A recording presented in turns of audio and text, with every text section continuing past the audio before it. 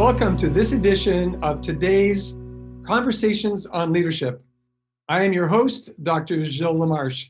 And as we always do, I have picked a leadership quote that I think is fitting of our guest today, and it is from John Maxwell. The quote reads, "The single biggest way to impact an organization is to focus on leadership development. There is almost no limit to the potential of an organization that recruits good people, raises them up as leaders, and continually develops them." And I think you will know in time that this lady, our guest today, is definitely one of those leaders. She's held positions of increasing responsibility within Lockheed Martin, as well as the technology industry and the federal government. Most recently, she was named the Deputy Vice President of Sensors and Global Sustainment line of business and the Vice President of Rotary Wing and Ground Programs at Lockheed Martin Missiles and Fire Control Company. She will relocate to Orlando, Florida from Marietta, Georgia quite soon. Previously, she served as Vice President for the Air Mobility and Maritime Missions International Programs line of business for Lockheed Martin Aeronautics Company here in Marietta. In this capacity, she was responsible for the design, the development, the testing, production, sustainment, and modernization of military and civilian aircraft for international customers in over 60 countries. She's extremely well educated. She has a degree in mathematics from Jackson State University in Mississippi. She has a master's degree in electrical engineering from George Mason University and an executive MBA from the University of Tennessee, Knoxville. Please welcome to our show today, Miss Karmyn Norwood. Karmyn, thanks so much for joining us. Absolutely. Thank you. It's such an honor to join you this morning to talk about a topic that I'm so passionate about, and that's leadership. So I'll ask you, as I said, I'll ask you a few questions. And as I do with most of my audience, or rather most of my guests, I don't really prep them. I want it to come from the core of who you are, to really come from your heart. And my first question is really as it relates to servant leadership. I've had the opportunity to meet you a few times. I certainly know some of your friends. I've heard nothing but good around what surrounds Karmyn. But what steps do you take to inspire your employees, your direct reports, to become servant leaders? Well, servant leadership, I think, is key to any leader's abilities. And so one of the things that I do is encourage all of my employees, and I have employees who report to me, who have employees who report to them. So we have a pretty large organization. One of the things that I have to do as a leader is lead by example. So I can't tell my leaders, hey, be a servant leader if I'm not a servant leader. So servant leadership means to me that I am a leader who breaks barriers for the people who actually do the work. I am there to really help facilitate them in terms of their success.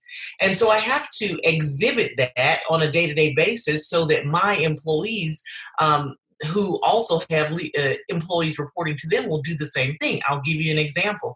So we're in the process of changing the culture within Lockheed Martin. And so we hear, organizations go through culture change all the time. What does that mean? One of the things that we decided to do was look at our employees and say, hey, the people who actually do the work are the ones with the greatest ideas to really drive change. But as a leadership team, we're not really listening to them. So what changes do we need to make as a leadership team? And one of those things was to be a servant leader. So we established what we called artisan councils, where the folks who are actually doing the hands-on work would come to the conference room, and instead of the leaders sitting at the table, we would have the artisans actually sit at the table, run the meeting, talk about innovative ideas, talk about things that they could do in order to make their job more efficient and improve their performance. Now, as a leader, I joined the meeting, but I was sitting around the room, at the back of the room. I'm a wallflower per se, and just listening. And so when they came to a point in that discussion where they needed me to break a barrier, for instance, they may need funding or they may need to work cross-functionally, I was there to raise my hand to say, hey, I will provide the funding, or I will purchase the tool, or I will do whatever it takes in order for you to do your job better. So to me, that's what a servant leader should be doing, breaking down barriers for their employees such that they are successful. I absolutely love that idea because, one of the fun things about hosting a program like this is that not only do I get to bring great content to the audience, I actually get to learn. And so at my next team meeting, I will not be chairing my next team meeting. And I'm going to give up chairing our next team meetings and allow our team members to maybe, revolve around, but have a different person chair our meetings moving forward. So thanks for that idea. I love that idea. Absolutely. My next question to you, some of the people that come on this podcast are leaders themselves, have been leading at different levels in different capacities, but some are new leaders. So what advice would you give to someone going into a leadership position, maybe for the first time? If you think back historically, which you had to do when you first became a leader, what kind of advice could you give to someone who's becoming a leader in a leadership position rather for the first time? What I will tell you, or I would tell any new leader, is that it is very important for you to connect with the people. That is fundamental to me. So, day one, it's important for you to have a meeting with your team, understand who your team is, what their strengths and their weaknesses are. I'm about to transition into a new role right now. And although it's at the vice president's level, I'm using some of the same tools and techniques that I used as a first line leader. And that is next week on day one, I'm starting one-on-one sessions with each of my team members because I want them to get to know me, what my strengths are, what I believe some of the challenges are that we may face. And also, I want to hear from them because I believe that they will give me the best insight into the job. So that's number one, because I believe that the people are our greatest asset. As a leader, what you're doing is really establishing direction and the vision, but it's really going to take the people to run with that vision, run with that strategy, and produce product. So the people first, establishing your strategy and your vision and your direction, ensuring that you have a focus there, and also ensuring that you continually engage and you listen to employees and take on what they say and their ideas and let them know that they have a seat at the table.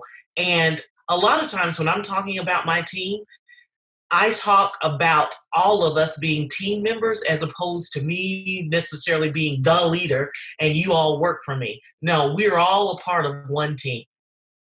And so I really believe that that should be the focus of that servant leader. And I think we're back to that point.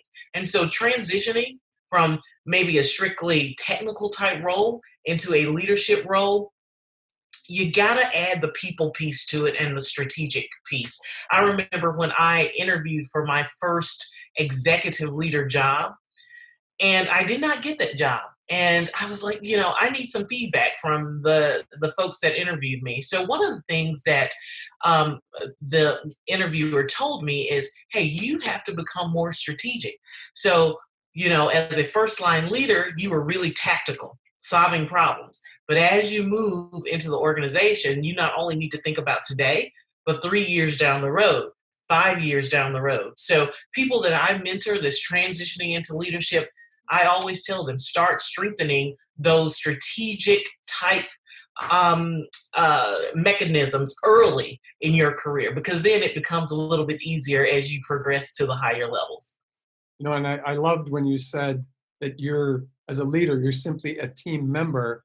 And it made me think, no wonder I loved this woman immediately the first time I met her, because that's how I've worked that way my entire career. Just saw myself, I may be the quarterback, but I am just one person on this team. And without a great team, we're not accomplishing anything great. Absolutely. Something else that I picked up from from what you were sharing just now is that a great leader must remain humble. You didn't use the word humility, but I felt that everything you were talking about was you are choosing to be the best version of you and attracting the best version of other people around you because you're actually choosing to maintain a state of humility. Did I interpret that correctly? No, absolutely. I think that is so, so important in a working environment because that translates into a lot of things. Okay. Are you approachable as a leader? Does an employee feel comfortable enough to raise their hand and say, I have this issue so that you can help them transition or to solve a problem? So, humility to me translates into many different characteristics that I think a strong leader should have. You know, and when you mentioned about letting team members lead meetings, one of the thoughts I had around that was, so how do you encourage creative thinking within your organization other than allowing them to meet that way? Do you have different methods by which you encourage creative thinking from your team members? Absolutely. I think one of the most powerful things was having that artisan council because you had, many people in the room talking and being very innovative, a very diverse group because you have that diversity of thought. Another thing that I do in my work area is I have a huge whiteboard in the area. And it's our innovation corner. People can walk up and just jot down some creative idea. Working international programs for air mobility, one of the challenges that we have there is to continue to grow the business. We were working on a platform and had been around for 65 years. They are the best cargo aircraft around, and so they last forever. But we need to continue to grow the business and ensure that we're providing our customers with what they need. So I needed my team to be very innovative. Let's think about what we can do in order to keep this platform sold. And so I developed this innovation corner, and the only thing it had in there was a huge whiteboard and lots of markers and erasers. And as folks had ideas, they would jot them down, and then we'd come to staff meeting and we talk about those ideas. And I was very fortunate to have several people on my team who were, I'm going to call them early career or really relatively new to Lockheed. They had come from different industries. And so they brought a lot of innovative ideas from other industries to our team. And so we used that innovation corner to capture a lot of those ideas. No, what a great idea, and very simple. I mean, anyone Very simple. could put up a whiteboard somewhere in their office. I know I've got a large whiteboard, but now I'm going to invite my team to actually walk into my office and start writing on my whiteboard. That's right. That's right. I love that idea. And anyone listening in could actually utilize their idea to actually enhance the creativity and to probably build team spirit. Would you agree? Absolutely. Absolutely. And what you're exhibiting to the employees is, I hear you. Yes. And what you say matters. And whether you are a level 1, the earliest career employee, or a level 6, a mid-level, your ideas matter and you have a seat at the table. So I know that the work that you do is extremely high level, extremely confidential. And I still have a question I want to ask you, not around the confidentiality part, of course, but what are the most important decisions that you make as a leader at Lockheed Martin?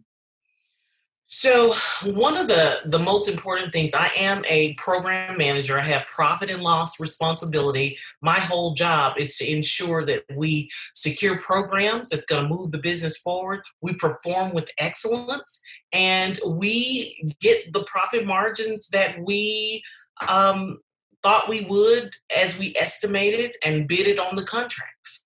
And so one of the most important decisions I have to make on a daily basis is to ensure that performance is there so that I meet the needs of my customer. So I can deliver my customer a product, but it may not meet their needs. So on a day-to-day basis, I have to engage with that customer.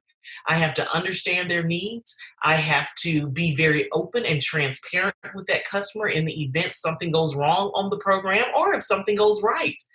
And I have to show them that I am providing the best use of the funds that they're investing in the product that I'm going to deliver. So customer engagement is very key, and making key decisions around doing what's best for the customer is one of the big things. And then the next one would be doing what's right for the business as well, because we're all in the business to make money. So I have to do what's right for my customer and for the business as well. And so there are a lot of decisions surrounding that on a day-to-day basis. And from what I'm hearing, the customer first philosophy, though, is really what sets the stage for the company being profitable, isn't it? Absolutely. Absolutely. Great. Well, you've offered some fantastic insight. I do have a last sort of multifaceted question to ask you, and it's really around who has impacted your life? Like, is there one person that's had a great impact on you as a leader? Maybe someone who's been a mentor to you? And if so, how did you approach being a mentee? How's that crafted your life to then becoming a mentor? And why and how did that person or those people impact your life? I tell you, that's a great question, because I think about the experiences that I've had throughout my career, and there are many people, many people really impacted me. They were sponsors, champions, mentors, etc. But there are two people that I'd like to specifically highlight. The first one is, his name is Peter Liu, and he was my first line leader when I joined Lockheed Martin. And I was so excited about joining Lockheed Martin. I was an early career employee, and Peter gave me it was just the best experience that a new employee could have entering a corporation with 100,000 employees, because you can get lost, in the sea of people at this corporation. But he made sure that I had everything that I needed. He supported me. He guided me on, what training I needed. I remember the first day I got there, and he had lunch with me. And he had lunch, and he wanted to just talk about who Karmyn was, and he really connected with me day one. And I always call that the Peter effect. And right, like a human heart to heart, absolutely connection with another human being. Absolutely. And so he did that before we even talked about the F-16 aircraft. He wanted to know who I was, what, my thoughts, what was driving me, what my desires were, and he really connected with me. And so throughout the years, on January 16th, which is my birthday, I always get an email from him saying, "Happy birthday." He just connected with me. And I thought, during that time, if every leader in this corporation was like Peter, wow, what type of career am I going to have? And if every leader in any corporation was like Peter, what kind of career could people have? Absolutely. And how would that inspire them? How would that raise them up to be the better version of themselves, right? Absolutely, absolutely. And it's so interesting. So I've been with the company for almost 20 years now, and my career in terms of levels has superseded where he is. So I'm a vice president now, and he is the greatest champion. I just got a new opportunity, and he's like, "I enjoy just following your career. This is amazing." You know what I mean? And so he had an impact on you, and you have risen above him in the hierarchy. Absolutely. Absolutely. So he's one. I call it the Peter effect. And then the other person I'd like to highlight, his name was Gary Bailey. He has since retired from the corporation, but he was assigned to me to be my mentor. I was in a leadership development program, and he was assigned to me. And what I learned from Gary is mentoring is just not mentoring. Mentoring is about being in a committed relationship with another employee. He told me, "We're going to meet once a month. If I can't meet with you due to travel, we are going to reschedule." He gave me a template of a career development plan that I use still to this day, 20 years later. And I also share it with my mentees as well. It's just a one-pager that talks about, what are you going to learn from education? What are you going to learn from others? What are you going to learn on the job? But the key about that career development plan was it was a commitment between him and myself. And so if he'd say, "Hey, Karmyn, I want you to read an article, and the next time we meet, we're going to talk about what this means and how it fits into the overall business operations," he would do exactly what he said. I wanted to work on my communication skills, my executive presence, my ability to give effective presentations. And so one day, and he was pretty high in the corporation at the time, he was on the executive leadership team. He invited me to his staff meeting and he says, I just want you to give the company overview. Wow. And I want my team to, kind of critique, say what you did well, what you didn't do well, because this is about sharpening your skills. So he made a real investment in me. And again, to this day, I'll get a text from him. His daughter works at Lockheed Martin, and if she hears something great, she'll, let her dad know, and he'll text me and he'll tell me how proud he was of me. But, his level of commitment really made an impression on me. So I take those experiences, and what I tell you is I get requests to be a mentor just about every other day. And this past year, I was getting so many, and I hate to turn people away, but it's just to be committed to the level that you need to be. I just didn't have the time. So I told my secretary at the time, I said, hey, just put the emails in a folder and I'll figure something out. So I decided to do a mentoring roundtable, and I had about 25 people. Wow. Those were the requests that I received. And so I made a commitment to them. We're going to meet once a month. These are the things that we're going to talk about. I'm going to require you to do a career development plan. I went to work on an off Friday, and every 30 minutes I would meet with one of them one-on-one to talk about their career development plan. And I know that's a lot, and maybe, most leaders can't do that because 25 people, that's a lot of people. But it's about commitment. Whether you're mentoring one person or two people, it's about commitment. Walking the talk and holding your mentee accountable to what you guys say you're going to accomplish within that year. And so Peter and Gary and so many others had such a profound impact on me. And I would contribute a lot of my success and growth within the organization to what they did for me early on. Well, ladies and gentlemen, you heard it from Miss Karmyn Norwood from Lockheed Martin. Become a mentor. If you don't have a mentor, find a mentor. Absolutely. Utilize a mentor to grow. And when you've gained some insights, allow yourself to then attract mentees and support mentees. It's not to say that you're not always going to want a mentor yourself, but I always refer to you mentor up, like as Absolutely. you did, for example. You start at one level, and all of a sudden you were above Peter. Right. And so you could then mentor in the opposite direction. Absolutely. Mentorship is a key, isn't it, to Absolutely. really living the life of a servant leader. Absolutely. Any Absolutely. closing comments from you, Karmyn? Well, I'll tell you, as I mentioned before, leadership is something that I'm so passionate about because I've seen both sides. I've seen where a really, really good leader could turn a performing team into a high-performing team, an exceptional team. And I've also seen the other side where a leader could walk in the room and suck the air out of the room.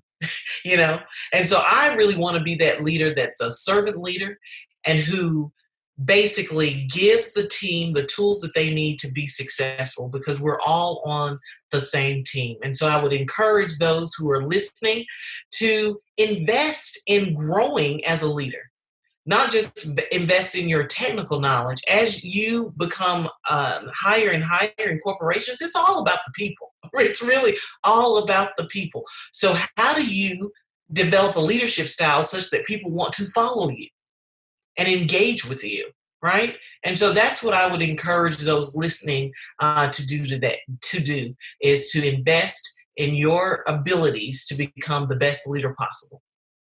Well, once again, Karmyn, thank you so much for joining us. Ladies and gentlemen, you heard it here today on today's Conversations on Leadership with Ms. Karmyn Norwood from Lockheed Martin. Thank you, Karmyn. Thank you.